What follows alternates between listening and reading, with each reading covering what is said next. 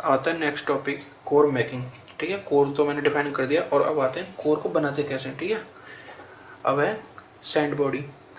Sand से बनाई जाती है, और इसमें प्रोसेस का नाम होता है होलो कास्टिंग, जो यूज किया है इसमें। ठीक है, अब जो सैंड कास्टिंग है तो इसमें यूज किए जाते हैं कुछ मतलब डिफरेंट डिफरेंट टाइप के पार्टिकल्स। ठीक है, देखो मोल्डिंग सैंड यूज होगा। जो मोल्डिंग सैंड होगा उसके कंपोजिशन क्या क्या है। फर्स्ट ऑफ ऑल सिलिका, फिर है क्ले, फिर है मॉइस्चर। ठीक है, अब देखो सिलिका का क्या वर्क है। ये एक तो बिल्डिंग ब्लॉक है, प्रॉपर शेप में लाएगी हर चीज़ को। ठीक है, अब ये जो क्ले है, क्ले का काम क्या है, परमिबिलिटी लाना उस मोल्डिंग सैंड के अंदर, और कोलेप्सिबिलिटी थोड़ी बरकरार रखना। ठीक है, बिकॉज अगर आप सीधा सीधा अगर सिंपल रेत को देखोगे तो आप देखोगे कि अगर वो उसके साथ मॉइस्चर ही है थोड़ा सा, और आप ऐसे भी प्रेस करने लगे तो वो टूट जाएगा आसानी से। बट जब हम उसमें क्ले मिक्स कर देते हैं वो, और उसमें रैमिंग कर देते हैं, तो आपने अगर देखा हो तो देखना, वो यार बिल्कुल पत्थर की तरह हो चुका होता है क्ले की हेल्प से। ठीक है, तो उसमें कोलेप्सिबिलिटी बहुत इंक्रीज कर देगा। ठीक है, इंक्रीज मतलब हार्डनेस थोड़ी, उसकी डायमेंशन जो होंगी वो थोड़ी पहले के कंपेयर में, सिंपल सिलिका के कंपेयर में थोड़ी ज़्यादा होंगी। ठीक है, और मॉइस्चर जो है वो एक एक्टिवेटिंग एजेंट की तरह वर्क करेगा, जो कि एक जब थोड़ा सा सैंड गीला होगा तो वो एक प्रॉपर शेप में आ जाएगा। ठीक है, और वो थोड़े समय बाद क्ले मॉइस्चर जो है वो वहाँ से वेपोराइज हो जाएगा, ये कहीं पे चला जाएगा। ठीक है, एटमोसफेयर में। तो अब मैंने बिल्डिंग ब्लॉक को समझा दिया। रिफ्रैक्टिव प्रॉपर्टी शो करता है। रिफ्रैक्टिव प्रॉपर्टी का मतलब होता है कि जो सैंड होता है ये स्टेबल होता है हाई टेम्परेचर पे थोड़ा। ठीक है, लो कॉस्ट है, और देखो स्टेबल है हाई टेम्परेचर पे, तो सिलिका को हम इसलिए यूज़ करते हैं। ठीक है, सो देखो अब सेकंड कंडीशन आती है, मॉइस्चर में हम वाटर यूज कर सकते हैं या एक्टिवेटिंग एजेंट यूज कर सकते हैं। ठीक है, तो अब हम एक्टिवेटिंग एजेंट जो हैं वो कौन कौन से हैं। ठीक है, वो होते हैं ऑर्गेनिक मटेरियल्स, और इसका फर्स्ट एग्जांपल है कोर ऑयल। ठीक है, कोर ऑयल जो कि एक्टिवेटिंग एजेंट है और मॉइस्चर भी प्रोवाइड करेगा, और साथों साथ उसकी स्ट्रेंथ बढ़ाएगा, कोलेप्सिबिलिटी,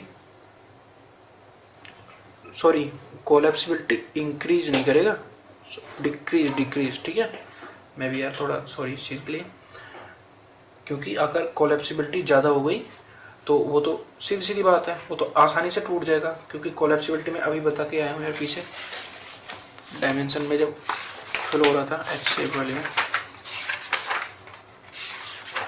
ये रहा। ठीक है, ठीक है, अब देखो ये है ग्राफ, इसको ये इम्पोर्टेंट ग्राफ है, इसको याद रख लेना। ठीक है, कि टेंसाइल स्ट्रेंथ कैसे कैसे, टेंसाइल स्ट्रेंथ, हार्डनेस और स्ट्रेंथ ये कैसे कैसे चेंज होती हैं। और देखो ये जो कोर ऑयल है इसकी कंडीशन है, बस इस कंडीशन को भी इम्पोर्टेंट है ध्यान रखना, कि 1 से लेकर 2% तक ही कोर ऑयल ऐड किया जाता है, वरना फिर वो गीला हो जाएगा सैंड और वो किसी शेप में भी नहीं आ सकता। ठीक है, 1 से 2% बाय वेट।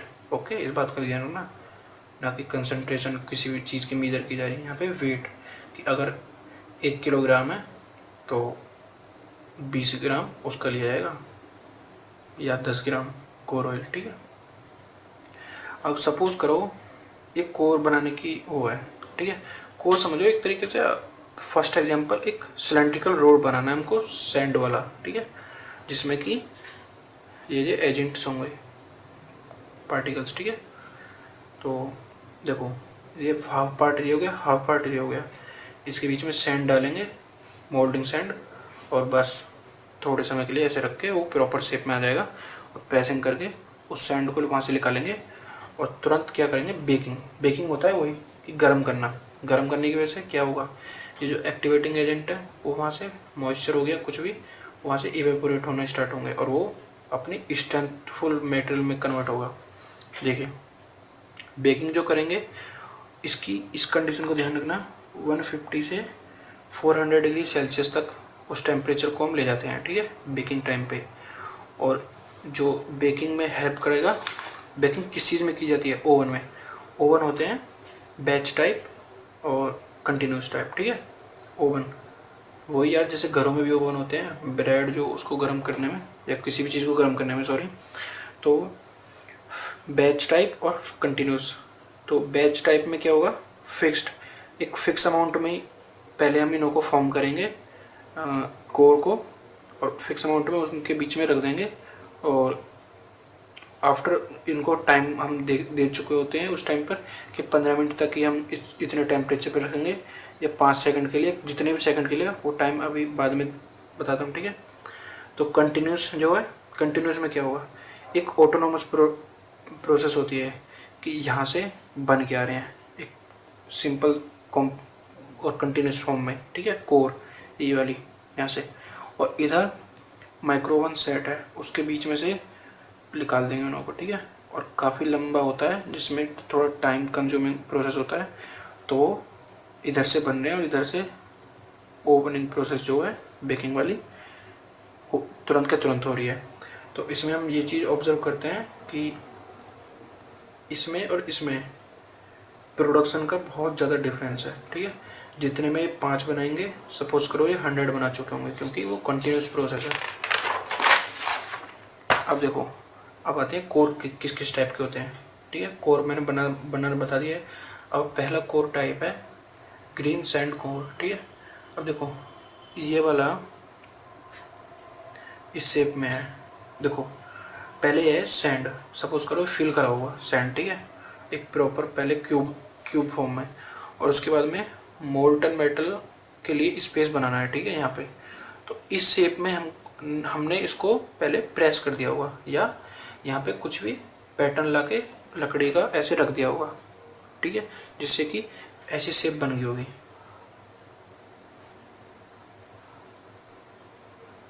ठीक है।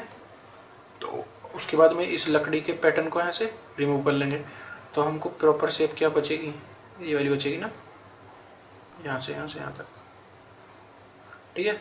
और उसके बाद में इसको हम फिल कर सकते हैं मोल्टन मेटल की वजह से। तो कोर जो होंगी, देखो कोर वही कि अभी तक तो हम सैंड की कोर बनाते थे गर्म करके, अब बनाएंगे सैंड से उसको मतलब पैटर्न बना के उसमें मोल्टन मेटल को फिल करेंगे, और मोल्टन मेटल यहाँ से ऑब्जर्व करेंगे, मतलब निकालेंगे, डाल के ठंडा करेंगे, और जो ये शेप होगी मेटल की, ये भी कोर ही कहलाई जाएगी उस टाइम पर, ठीक है। अब एक होता है नेक्स्ट टाइप बैक्ड कोर, और इसके 2 नाम और हैं, हॉरिजॉन्टल कोर और बैलेंस कोर, ठीक है। हॉरिजॉन्टल इसलिए कहा जा रहा है, समझ पा रहे होंगे, और बैलेंस कोर इक्वल पार्टीशन है इस दोनों साइड में, ठीक है। और इस टाइप का प्रोडक्ट फॉर्मेशन हो रहा है, ठीक है। इसमें क्या समझाने की है, इसमें भी वही है कि यहाँ पे सैंड होगा पहले, और फिर यहाँ पे प्रॉपर उसके लिए स्पेस छोड़ेंगे, फिर बाद में उसको रिमूव कर लेंगे, बस आ गया ना आगे। देखो सपोज करो यहाँ पे पहले कोई शेप डाली होगी, ठीक है, ये तो सैंड का बन चुका है। अब ये वाली बॉल्स हैं, ये तो सैंड की हैं, ठीक है। तो इसके बीच में पहले कोई लकड़ी का पीस डाला होगा, वो उसके बाद में प्रेसिंग के बाद में निकाल लिया होगा, फिर प्रॉपर शेप आ चुकी है। और इसके बाद में हम इनों से क्या चीज़ कर सकते हैं, जैसे भी प्रॉपर अंदर शेप होगी ऐसे कुछ ऐसे करके यहाँ तक, तो इस टाइप की कोर हम यहाँ से बना सकते हैं, ठीक है। अब एक होता है कवर कोर, ठीक है। अब देखो कवर कोर कैसे होते हैं, इसमें फर्स्ट पार्ट है ये, ठीक है, ये वाला यहाँ से यहाँ तक इस शेप में, ठीक है। ये नीचे वाला पार्ट है, लोअर पार्ट, ठीक है।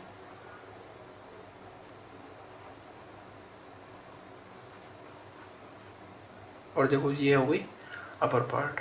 अब देखो ये जो बहुत ही इजी टॉपिक चल रहे हैं यहाँ पे, अब ये है लोअर पार्ट, ये अपर पार्ट, ठीक है। अब ऊपर से लाएंगे हम इनों को, और यहाँ पे एक होल होता है बस, और वरना बीच में स्पेस होता है, ठीक है। एक ऐसे टाइप की शेप बन के मिलेगी हमको, ठीक है। यहाँ से मोल्टन मेटल को फिल करना स्टार्ट करेंगे, वो यहाँ तक पहुँचेगा, यहाँ से फिर ऊपर चलना स्टार्ट हो जाएगा। और जैसे भी ये समझ चुके हो ना, मैंने किले वाला मेथड बताया, किले ने बहुत ज़्यादा डेंसिटी प्रोवाइड कर दी उस सैंड को, मोल्डिंग सैंड को, तो वो उसमें कोलेप्सिबिलिटी बहुत ही ज़्यादा लो हो चुकी है, तो इतनी भी नहीं टूट पाती इस बार कोने। जैसे यहाँ पे मोल्टन मेटल आएगा तो वो इतने टूट नहीं पाएंगे, ठीक है। तो ये वाला पार्ट और ये वाला पार्ट यहाँ से क्लोज हो चुका है, और यहाँ पे बस एक होल है, वो भी मोल्टन मेटल के लिए। ठीक है, अब इसके बाद में आता है हैंगिंग वाला मेथड। ठीक है, अब देखो मैंने हैंगिंग वाले मेथड में भी कुछ नहीं है, इसमें भी यही कि इसमें यहाँ से मोल्टन मेटल को फिल करेंगे, और इस देखो स्टार्टिंग से बताता हूँ, ये हो गया जैसे इसमें लोअर पार्ट था। ठीक है, यहाँ से यहाँ तक,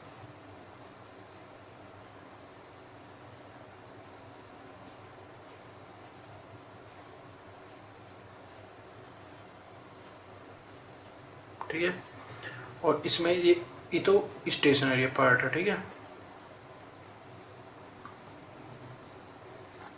और ये पार्ट है इसका मूवेबल। ठीक है, ये वाला पार्ट।